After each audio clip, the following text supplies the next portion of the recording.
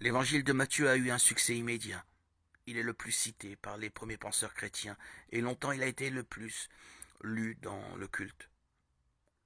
En art, il est symbolisé par un ange. En fait, au point de départ, il s'agissait d'un homme, car le premier chapitre insiste sur l'humanité de Jésus, vrai fils d'Israël. Au XVIIIe siècle, le musicien Jean-Sébastien Bach a mis en relief l'humanité et la divinité de Jésus dans un superbe oratorio, la Passion selon saint Matthieu.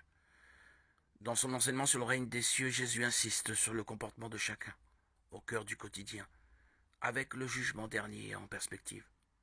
De ce point de vue, il porte à son achèvement l'enseignement de Moïse, appelé ici loi de Moïse, ou simplement loi.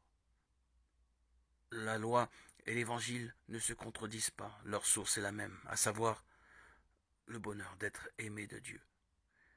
L'inouï, c'est que le bonheur vient à nous grâce à Jésus crucifié et ressuscité.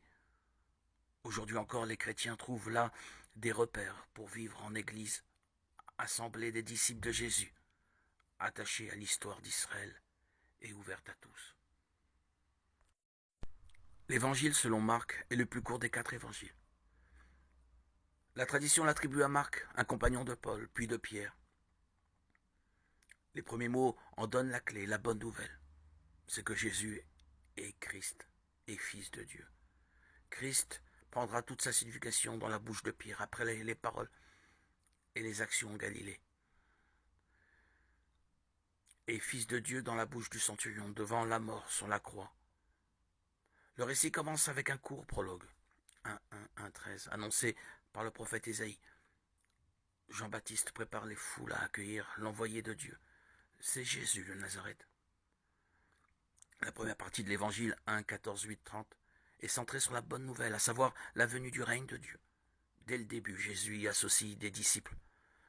Marc souligne son autorité à la fois quand il enseigne les foules, quand il guérit des malades, quand il se heurte aux spécialistes des Écritures et aux pharisiens. Dans la deuxième partie, Jésus s'achemine vers les souffrances et la mort qui l'attendent à Jérusalem. 8:31, 10:52. 3 fois, il en informe ses disciples, mais sans être compris. Il se désigne souvent comme le Fils de l'homme, expression étrange, qui ne fait qu'épaissir le mystère autour de sa personne. La troisième partie se déroule à Jérusalem, 11:1, 13, 37.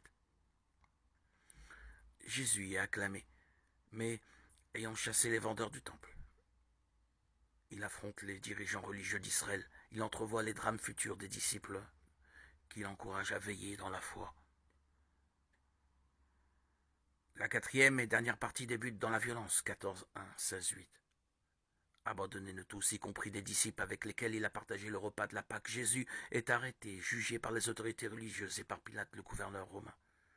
Condamné, il est crucifié. Le surlendemain de sa mort, des femmes trouvent sa tombe vide. Devant la révélation inouïe qu'il est vivant, elles s'enfuient troublées. Certains manuscrits ajoutent un supplément qui résume des apparitions de Jésus ressuscité et la mission des disciples.